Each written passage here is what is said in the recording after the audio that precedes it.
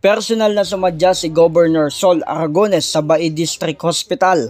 Katuwang si Dr. Odilon Inoncilio, ang kasalukuyang officer in charge ng Provincial Health Office nitong Martes. Nilibot ni Governor Sol ang bawat sulok ng ospital upang alamin ang kalagayan ng mga pasyente, gayon din sa mga pasilidad na tinutuluyan ng mga ito. Mag-hi lang po ako. Magandang hapon po. Binibisita ko lang, parang ang init. Yes po. Sobrang init. Sa gitna ng paglilibot ng naturang gobernadora, siya ay nabulaga sa kanyang nakita na mga hindi kaaya-ayang kagamitan. Tapos, sira-sira na tong yung, ibig sabihin, yung mga beds nyo, kahit yung mga pero ibig sabihin, dahil kulang na sa bed na ganito, pinagtsatsagaan na lang to? Yes po, pero may mga oh my God. po tayo. Oo. Ang number one po, talaga po working. Ay, working naman. Working. Bakit hindi bukas? Dapat bukas palagi. Kawawa sila. Etong gitna, sira din. Sira din. Kaya sobrang init. Dok, may kailangan tayong gawin dito. Kasi kung may sakit ka, tapos ganito pa yung sitwasyon, lalo magkakasakit. Oo. So, ang number one, ayoko ng bed na to. No? Tanggalin natin, ayoko nito. Dok, kailangan mag-purchase tayo ng mga bed para komportable yung mga bata.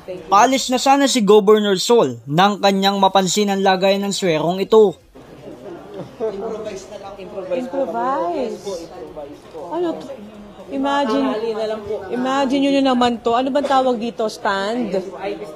Ito yung nilalagyan ng swero. Kita nyo, ito lang. Nakakahiya, hindi natin mabili to. Diba? So, kailangan, bumili na tayo nito, Doc. Isulat nyo to. IV stand.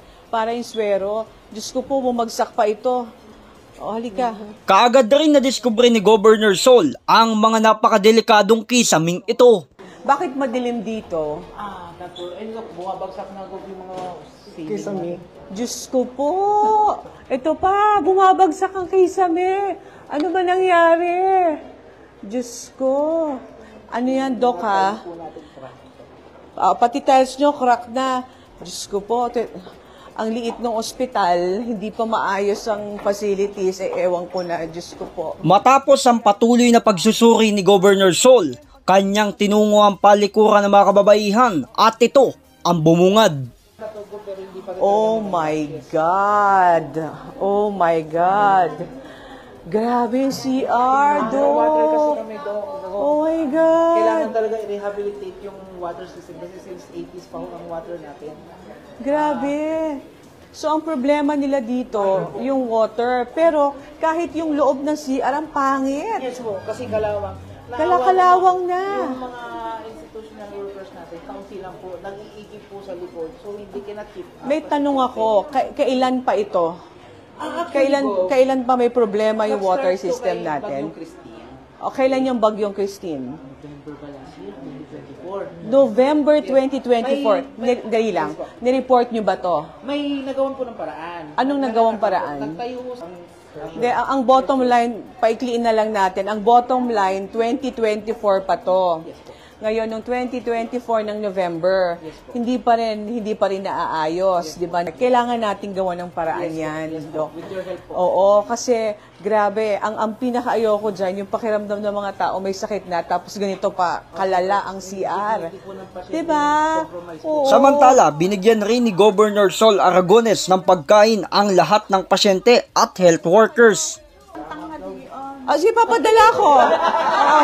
Padala tayong merienda mamaya dito, Ay, paalis na kayo. Ay, paano oras kaya alis? Ay, magpabili yan sa labas kung ano mabibili. Para umabot. Opo. Magpabili kayo ng pagkain. Ako nandito, hindi ako kalaban. Huwag niyo isipin nandito ako para punahin lahat yung mali. Nandito ako dahil gusto kong tulungan yung ospital, no?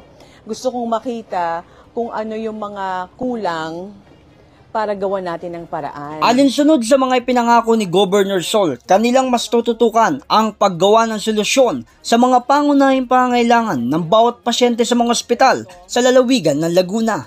Binigyan din rin ni Governor Sol Aragones na dapat ay maging maayos sa mga ospital dahil ang buwis ng mamamayan ay nararapat na gamitin sa tama upang maibsan at matugunan ang pangangailangan sa pangkalusugan. Kinabukasan, ngayong Miyerkules, puspusan na pinagpapalta ng mga wasak-wasak na mga higaan at kabilang rin na ipinamigay ni Governor Sol ang mga ventilador para sa mga pasyente na nagpapagaling. Ang sabi niyo sa akin, meron kayong 25 na patients dito, Doc. May 25 patients sila. So sabi ko, sa sobrang init, nagdala na ho kami ng 25 na electric fan, okay? Yung 25 na electric fan, I want to make sure na ang bawat pasyente meron, okay? So, bawat isa ho, bibigyan natin ng electric fan. Kaya magdala dati ho, kargan ko. Kaya ko yan. So, ito ho, may tigi-tigisang electric fan yung lahat ng mga pasyente natin. So, ipapasok na po natin, iset up natin yung bed. J. Martin, J. K. Ares, News and Public Affairs.